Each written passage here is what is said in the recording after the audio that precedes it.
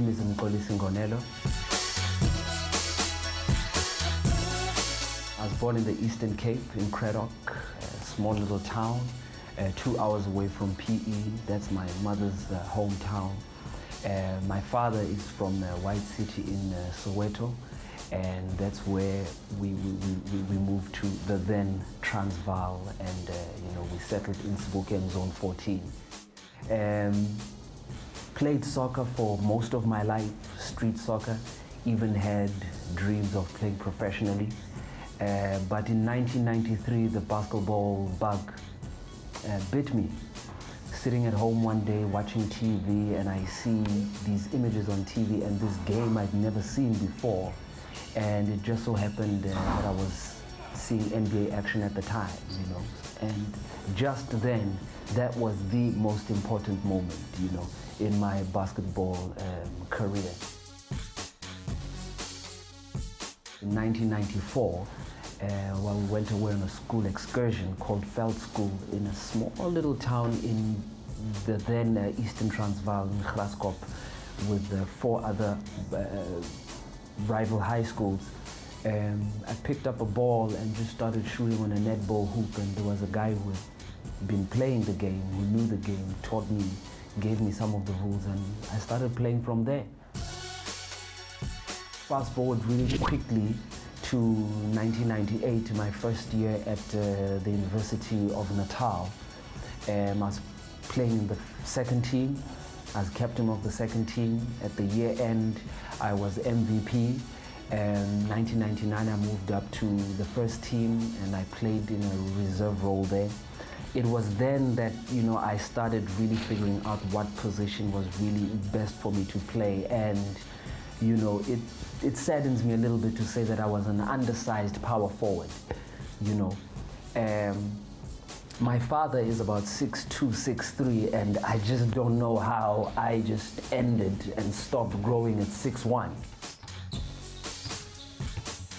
In 2001, we played in Sasu in Bloemfontein, and that's where, I met and I saw the likes of Quentin de Mason, KP Ndlovu, Lesego Molebatsi, just a whole lot of players, there.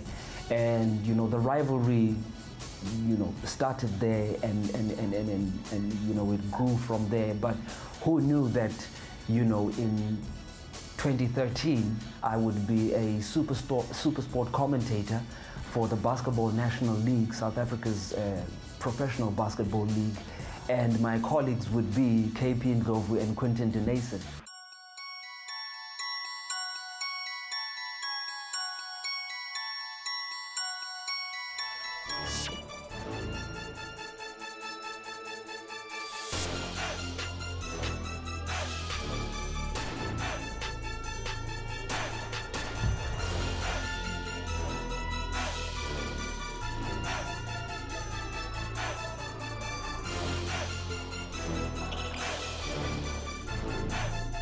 The season started off slow for the Marlins. The main reason being there were no games for us to play down yet.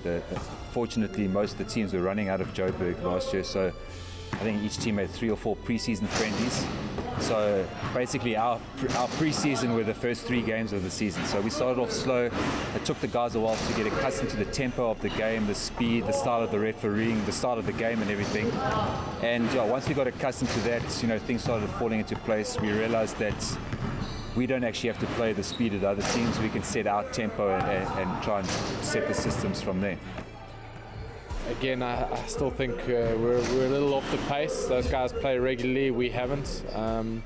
But hopefully, 4 months behind us, the guys this season won't start us slow, and it won't take us that long to get going, because that did hurt us in the end.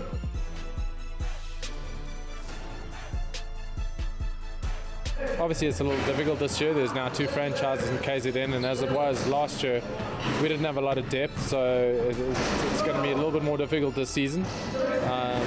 We're going to have to be more efficient in the way we run our processes, so that's something to look at. And yeah, we're not going to have as much depth, and now that the league is going to be 48 minutes from day one, it's going to stretch our resources, but we'll have to adapt. We don't have a choice.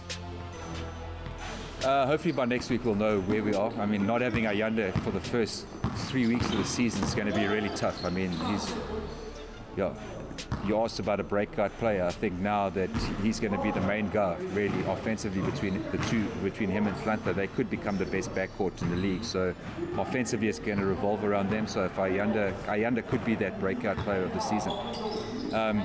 We're hoping to sign 1 or 2 more guys. Carl McLean's coming back from the US next week, and he's done with studying there, so he's said he will sign with us. So yeah, we need 8 or 9 guys to form a good group, and then we'll know where we stand. So it's not just the pressure that we put on them. It's like they also see what's going on in the league. They also want to improve, you know. I mean, the Suns, they want to win another trophy, you know. The team that came, the runners-up, they want to prove a point as well.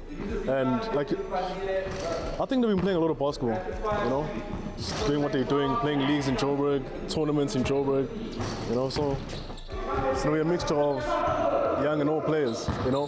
I mean, look at the guys that are on the practice now, you know. It's what you call your, how can I put it? It's what you call your franchise players. Okay, the bit older guys. And then we've got a young group that come on today. So the teams are going to be mixed. So we'll see, man. It's a tough one. I don't know how it's going to work out. Like I said, I'm only going to know when everyone signs their contracts. We know who's going to do the Royals. We know who's coming to Marlins. To some people, they might say the basketball is growing. But I don't know, because there's not many players in KZN. We don't have 3 leagues, like 3 or 4 leagues they're running in Joburg. You know, we don't have that much. We don't have that capacity of players. But I guess it's growing in a development level, because now we've got a couple of youngsters that are here. You know, and if the players hadn't left, some players didn't go to Doozy, then these youngers wouldn't be playing.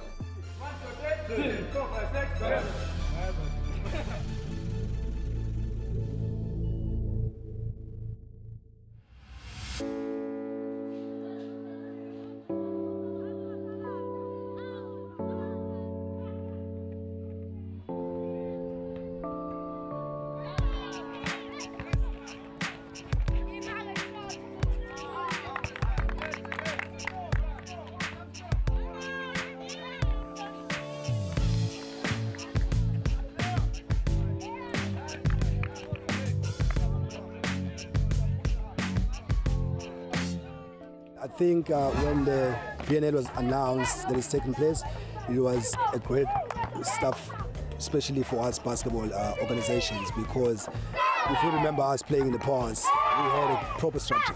You know, we had everything to look out to the campus league and then to a professional league. So kids were not inspired anymore because there's nothing to look up to. So with this announcement, it actually brought more attention on us developing kids, and they're inspired. They get to see the local leaders playing in the basketball. So we're definitely benefiting a lot from this initiative. See, the problem with girls is that mostly they aren't very exposed to sports, to women taking part in sports. So it's always a challenge trying to get them interested. So if you have games broadcast on TV, it generates interest with the girls. They want to take part. They see that actually women are role models within sports. So yeah, it's a huge impact when you see girls taking part here and other girls watching them. Like, oh, okay, that's something that we can do, and they want to join as well. It's actually exciting to see the guys. There's a lot of guys that are involved in the league playing, and some of them are coaching, that have been part of Peace Players in the 13 years of our inception. So it's great, it's great news. And then these kids, they get to see these guys on TV and say, hey, we saw the coach on TV. It's an inspiration, you know. Some of us definitely won't have legs to play in the league anymore, but there's always ways to come back to these kids and share stories. You know, the successes we've had at tertiary level and also in basketball in general. Personally, it's honestly just enjoyment of watching the kids. I've been coaching other schools as well. The kids walking around the neighborhood and they're like, hey coach, how you doing coach? It's gratifying to me as a person when they are enjoying to see me walking around the neighborhood. So when you're coaching them and they're appreciating what you're doing, and that is in its own is awesome.